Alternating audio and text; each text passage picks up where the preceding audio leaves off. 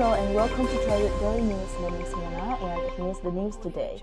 On June 15, 2024, Jindal Stainless Limited acquired the remaining 46% stake in the Chromeni Steels Private for 278 crore rupees, making the CSPL a wholly owned subsidiary.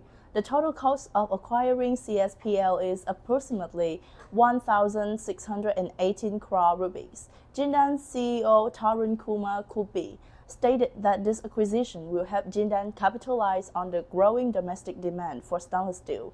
CSPL has a 0.6 MTPA cold rolling mill in Mundra, Gujarat. Taiwan's INOX plans to enhance the value of its products in anticipation of a recovery in the global steel demand as inflation eases and economic measures take effect.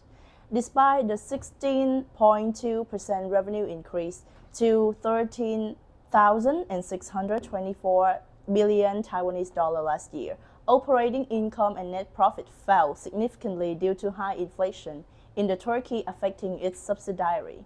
The company saw a 603.70% growth in photovoltaic products and remains optimistic about the future demand.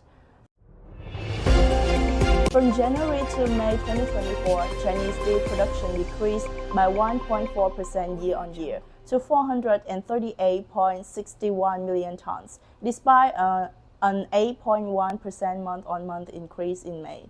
Analysts expect a 1.1% overall reduction in 2024 due to the seasonal factors and lower margins.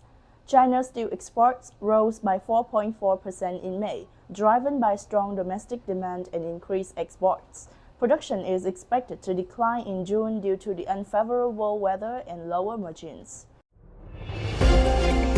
Iron ore prices have fallen in early June after rising in May, with September futures on the Dalian Commodity Exchange down 4.4%. The price decline follows Beijing's reaffirmation to control the steel production and the seasonal decrease in demand.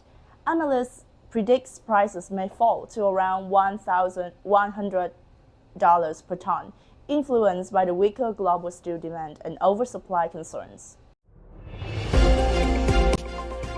Australia's Anti-Dumping Commission has imposed anti-dumping and countervailing duties on aluminium zinc-coated steel from China's Zhejiang Huapu Eco-Friendly Materials Company Limited.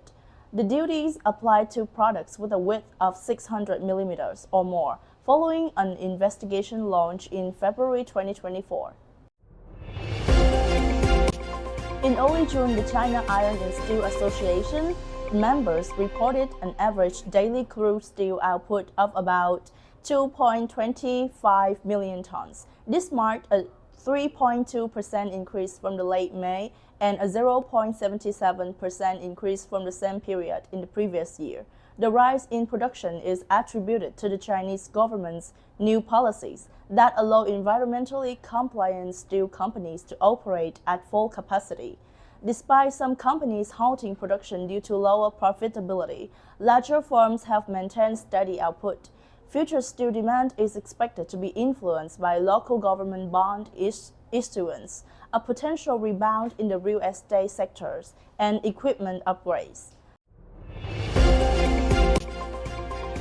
Cornish Metals is selling its Nickel King property in the Northwest Territories to Northera Resources for up to 8 million Canadian dollars. This strategic move allows Cornish Metals to focus more on its South Carfree tin project in the UK.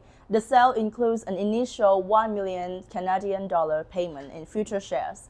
Cornish Metals aims to revive the historic South Carfree tin mine, which has been closed since 1998, with the new processing facilities and site infrastructure. On June 17, the nickel market conditions exhibited notable fluctuations, with the Jinchuan nickel commanding a premium of 2,500 to 3,000 yuan per metric ton, averaging 2,750 yuan per metric ton, down 200 yuan per metric ton from the previous day, while Russian nickel saw discounts of from 0 to 200 yuan per metric ton, averaging 100 yuan per metric ton, up 50 yuan per metric ton day on day. Market sentiment initially trended downward, prompting a modest uptick in the spot transactions amidst ongoing shortage of electro-deposit nickel.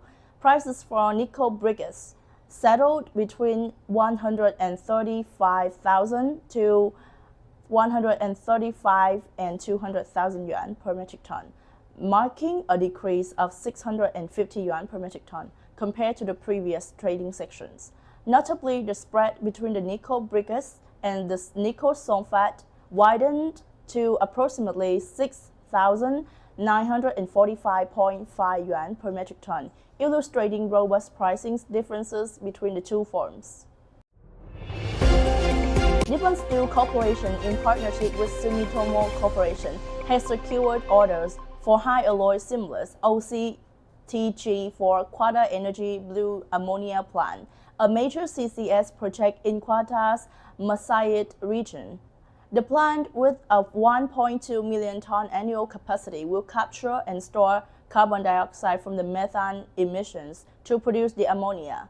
This project utilizes Nippon Steel's Neutral, a green steel product aimed at achieving carbon neutrality by 2050. In May 2024, Brazil's steel bar exports surged to approximately 128,000 tons, marking a 91,100 ton increase from April and a 63.4% rise year-over-year. This is the highest monthly export volume since the March 2022. Additionally, Brazil's steel bar imports also rose in May to about 93,000 tons. The cumulative import volume for the first 5 months of 2024 was 349,000 tons, up 26.8% compared to the same period last year, with China being the main supplier, accounting for 30% of the imports. Thank you for choosing Joyride Metal to update the steel news. See you in the next videos.